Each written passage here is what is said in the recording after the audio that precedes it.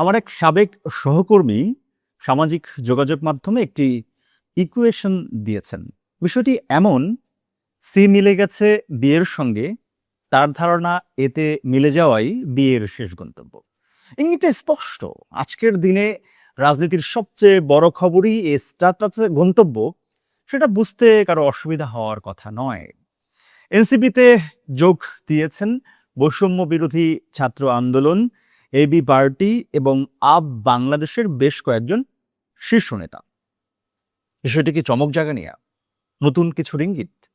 এ নিয়ে আজকের politics and beyond, সঙ্গে আছি আমি তরিকুল ইসলাম সৌরভ। শোনেন, এটা তো স্পষ্ট হচ্ছে এনসিপি রাজনীতি মূলত বিএনপির রাজনীতির সমান্তরালে।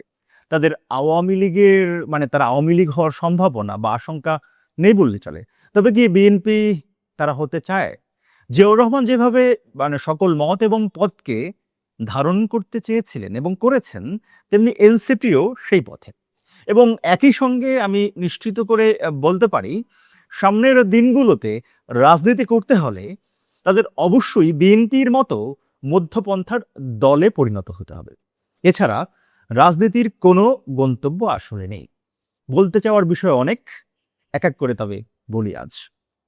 প্রথমে আমার সহকর্মীর সেই ইকুয়েশন নিয়ে কথা বলি। সত্যি বলতে কি, এই ইকুয়েশন মিলেও যেতে পারে না। রাজনীতির বিশ্লেষণ করতে করতে আমি জ্যোতিষী হয়ে যেতে চাই না।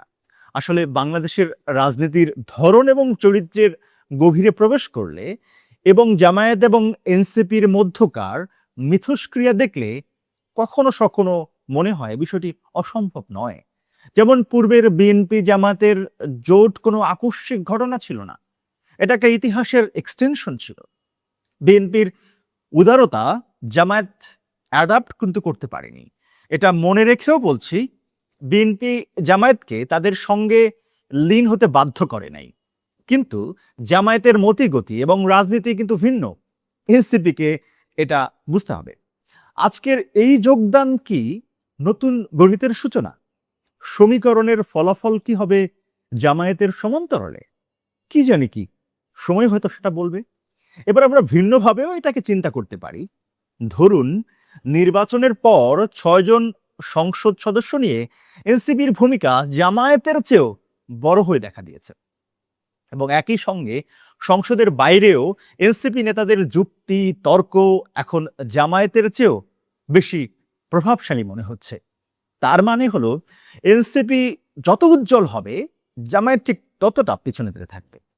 যদি এমন হয়, অলীক মনে হবে কি দ্বিতীয় বৃহত্তম দলে পরিণত হবে এনসিপি, আওয়ামী লীগ ফিরে না আসার শর্তে?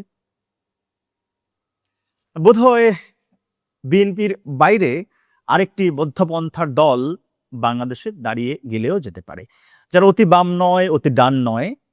দেশের মানুষ টানাপোড়েনে পড়বে না। এটা অবশ্যই ইতিবাচক বিষয় হবে।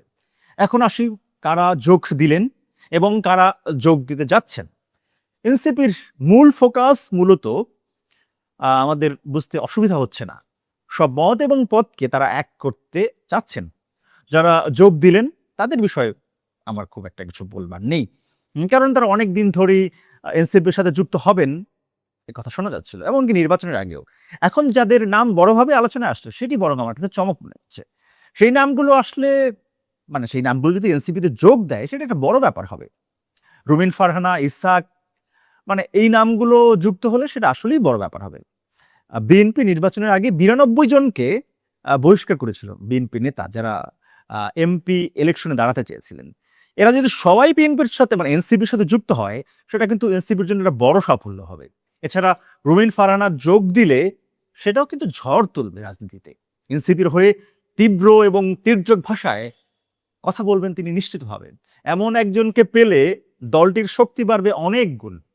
আর বিএনপির যারা অবহেলিত, তাদের নিলে স্থানীয় রাজনীতিতে এর একটা বড় প্রভাব পড়বে। মানুষ আরো বেশি করে এনসিপির সঙ্গে কানেক্ট হতে পারবে। তবে সবচেয়ে বড় প্রশ্ন সামনে এলো যখন এনসিপির আহ্বায়ক নাহিদ ইসলাম বলেই যেন ফেললেন, এনসিপিকে নাকি নিরপরাধ ছাত্রলীগ নেতাকর্মীরাও যোগ দিতে পারবে।